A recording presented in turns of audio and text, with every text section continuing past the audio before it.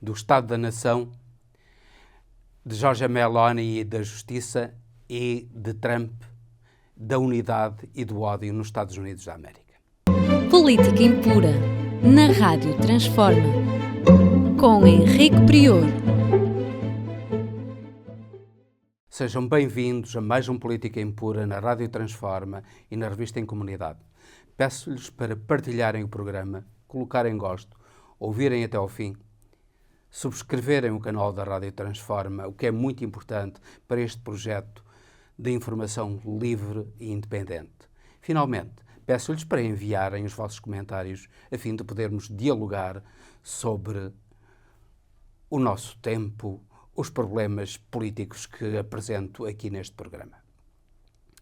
Começaremos então por falar do Metrobus do Porto, que foi anunciado com pompa e circunstância e como um dos grandes investimentos feitos na cidade do Porto. Desde logo, aquilo que nos parece é que há negociatas aí por meio disso tudo. O Metrobus, que foi anunciado como metro do Porto, não é nenhum metro, é apenas um autocarro maior. E a forma como as coisas se estão a desenrolar, não só com atrasos na realização da obra e com a confusão enorme que se passa na Avenida da Boa Vista, mas também com o facto de umas paragens terem a entrada pelo lado esquerdo para o metro e as paragens para os autocarros terem a saída para o lado direito e, portanto, já começa a haver conflitos entre os STCP, os Serviços de Transportes Públicos do Porto, e a Metro do Porto por causa da circulação de autocarros para substituir os Metrobus enquanto eles não são entregues. Mas, para além disso, aquilo que ressalta desta obra é que foi um grande negócio e representa uma grande incompetência de todos. Aqui estão metidos todos. A Câmara do Porto, os STCP, o Metro do Porto e o Governo da altura de António Costa. Porque este pretenso metro, que não é mais do que um autocarro maior do que o normal, não precisava desta linha dedicada. Mas servirá muito pouco a população do Porto. Quanto muito, servirá a alguns turistas que pretendem ir até Serralves ou que depois, mais tarde, pretenderão ir até ao Castelo do Queijo e à Aneno de Matosinhos, mas mais nada. Na realidade, aquilo que poderia ter sido feito seria outra coisa completamente diferente. Este metro vai apenas poupar 5 minutos, digo 5 minutos, aos autocarros com via dedicada que circulam normalmente na Avenida da Boa Vista. Veja, se foram 76 milhões de investimento, que não se sabe se ficam pelos 76 milhões ou se vão derrapar e quanto vão derrapar, e aquilo que poupam é 5 minutos para servir um reduzido número da população.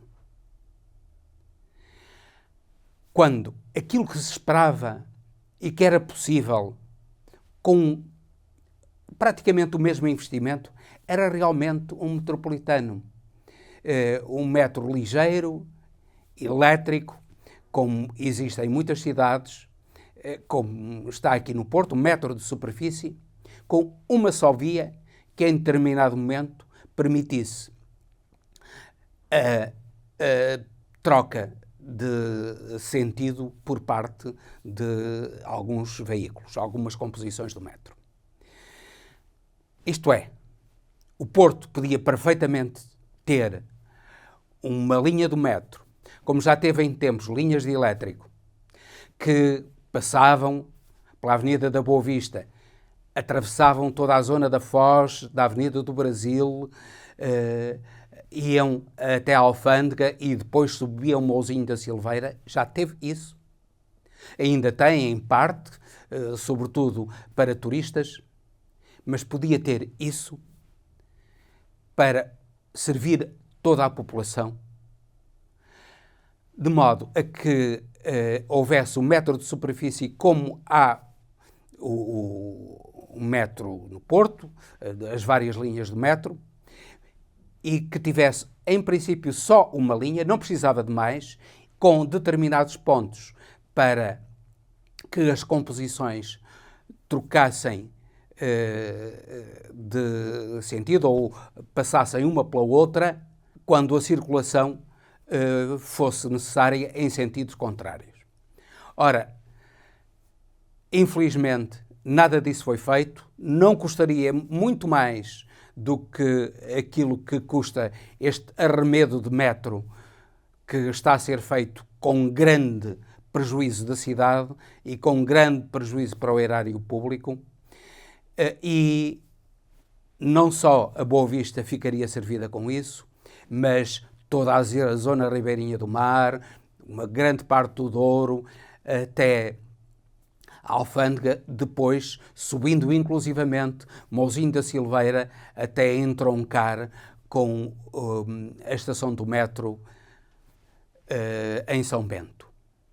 Serviria sim a população, mas não foi isso que foi decidido, foi algo que não se percebe porquê, que foi decidido em grande prejuízo para o Porto e para o erário público. Falamos ainda do Estado da Nação relativamente a Portugal. Foi esta semana o debate sobre o Estado da Nação e o Governo conseguiu algumas vitórias nítidas no que toca à negociação coletiva, nomeadamente com a polícia e com os professores. Eram negociações óbvias que o governo de António Costa não fez, mas que devia ter feito a seu tempo. E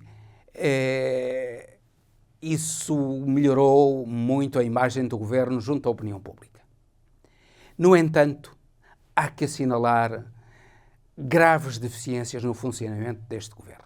Em primeiro lugar, o caso dos Jobs for Boys. Este governo apressou-se mal que tomou o poder a pôr na rua aqueles que pretendia, nomeadamente o caso da Misericórdia com Ana Jorge é paradigmático. Ana Jorge é muito mais competente, em honestidade, não tem o mínimo de reparo a fazer-lhe e foi substituída por um boy afeto ao governo.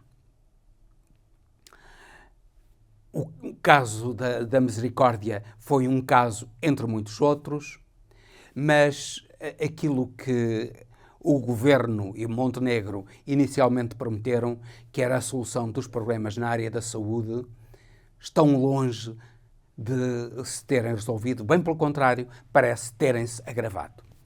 O caso da saúde é um caso paradigmático de incompetência do governo e de funcionamento até com transparência duvidosa no que toca ao INEM. Aquilo que se passa no INEM é verdadeiramente vergonhoso, com o Ministério da Saúde a não saber o que é que há de fazer com um serviço tão importante como a da emergência médica em Portugal. Com a admissão de sucessivos presidentes do INEM e sem encontrar ainda um rumo até hoje para esse serviço tão importante.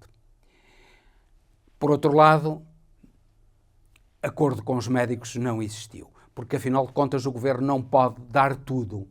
O governo deu aos polícias, deu aos professores e pretende dar grandes bónus às empresas, mas as receitas do Estado não esticam e, portanto, vê-se confrontado com a dificuldade de financiar os aumentos de vencimentos dos médicos e melhorar as carreiras médicas. Em qualquer caso, para além desse problema que prometeu resolver rapidamente e não resolveu, há o fecho, sobretudo de maternidades, que assume gravidade que nunca antes existiu. Há o maior número de maternidades fechadas, sendo certo que o número de nascimentos não aumentou. E isso demonstra uma certa incompetência do próprio governo. Portanto, Jobs for the Boys, incapacidade de solucionar esse problema essencial para o país, que é o problema da saúde, e, de certo modo, também o problema da habitação, embora o problema da habitação seja um problema que só a longo prazo se resolverá, não a curto prazo, mas pelo menos, vá lá, a médio prazo, longo prazo, é que será resolvido.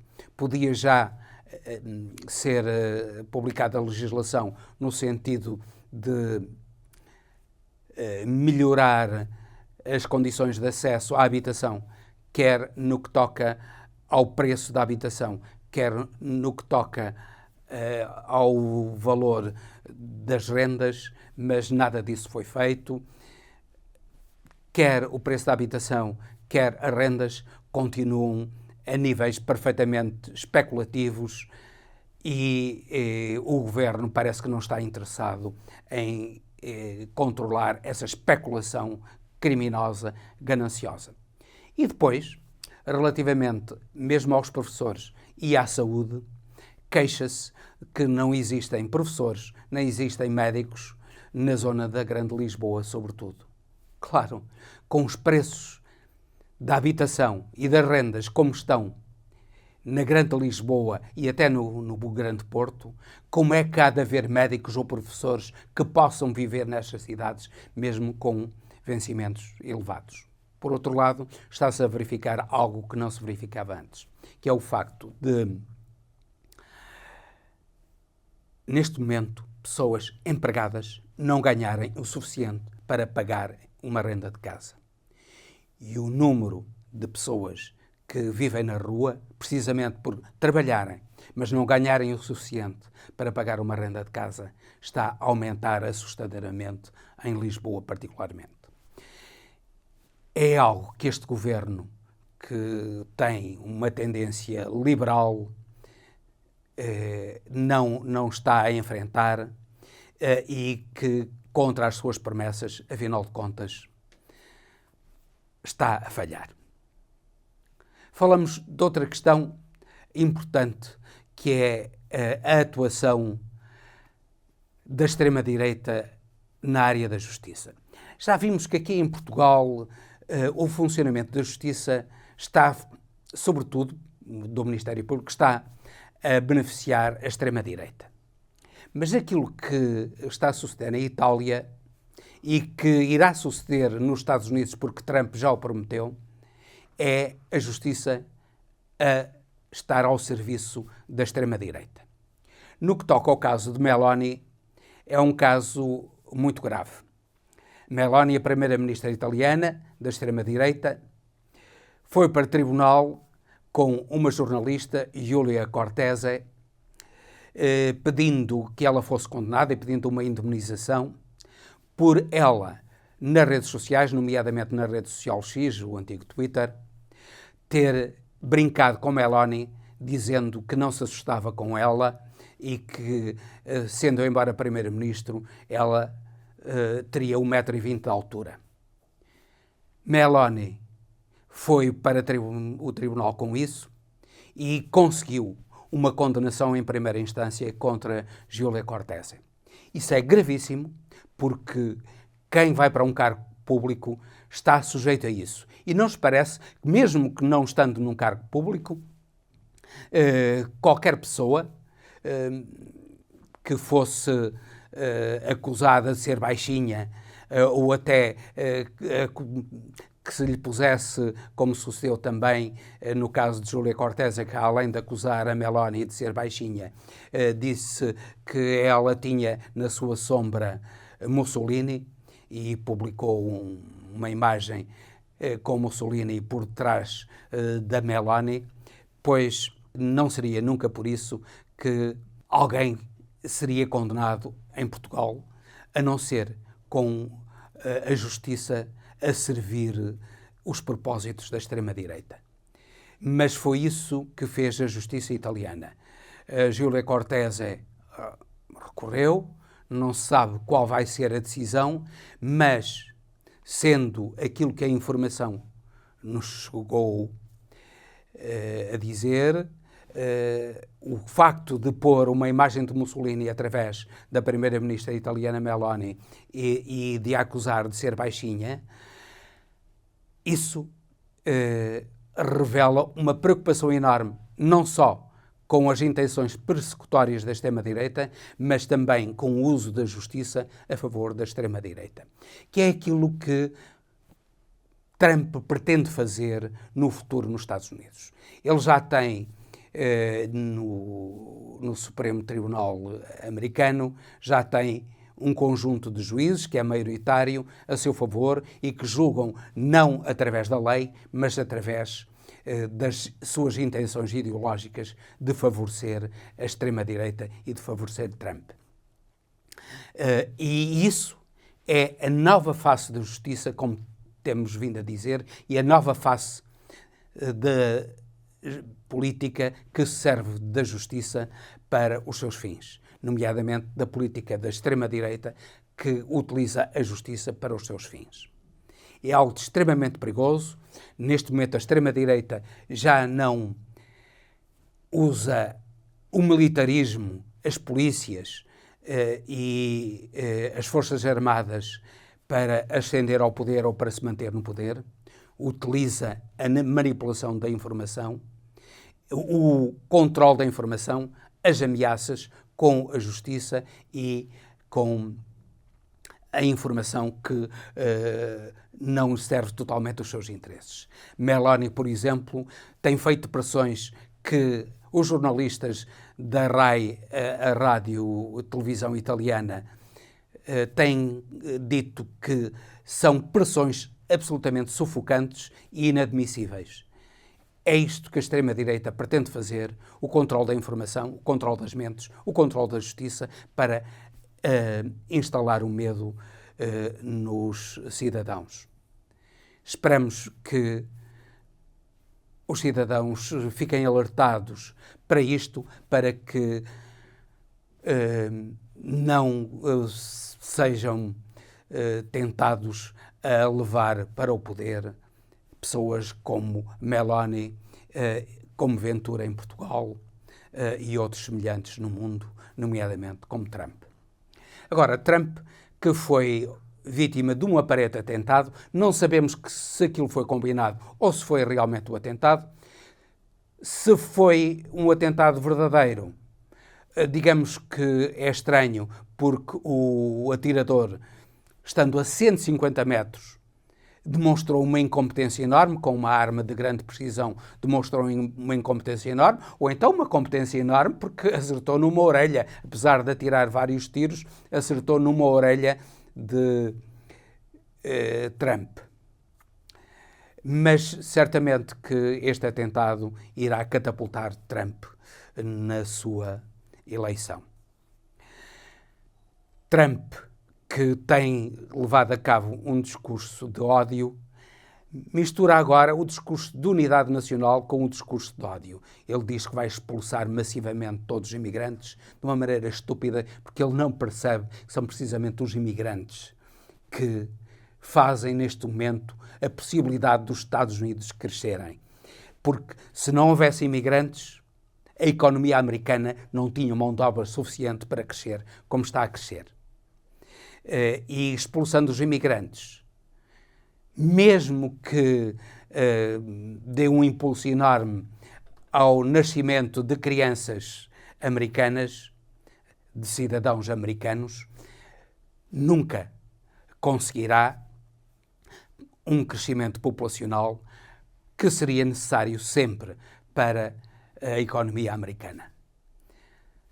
Trump, que neste momento está a balançar entre um discurso de unidade e um discurso de ódio, disfarçando na realidade o seu propósito de instalar o ódio, a perseguição, o medo na sociedade americana.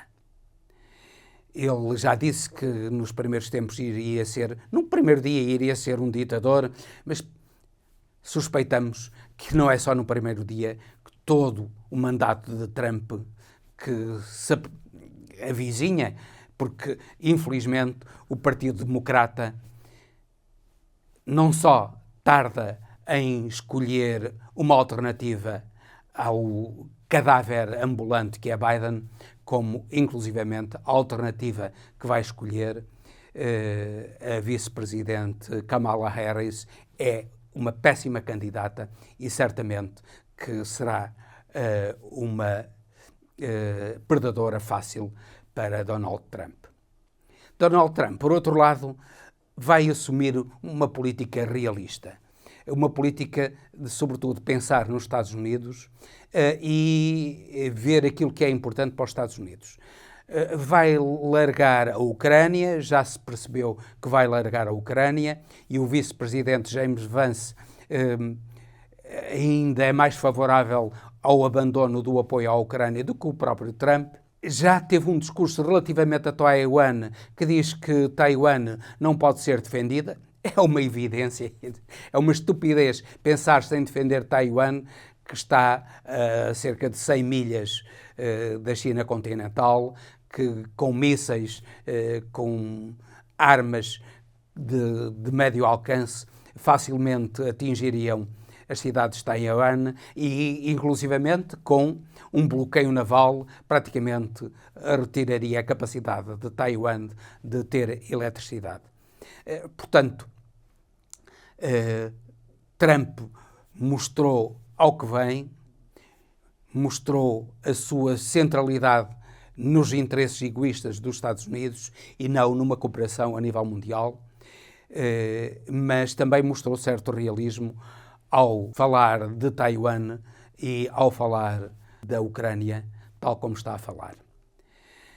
Claro que, infelizmente, ao falar de Taiwan dessa maneira, ele está a impedir que Taiwan siga a vontade da sua população, que quer ser independente do governo comunista da China. Se a população de Taiwan quer ser independente do governo comunista da China, a sua vontade deve ser respeitada. Esta é a verdadeira democracia.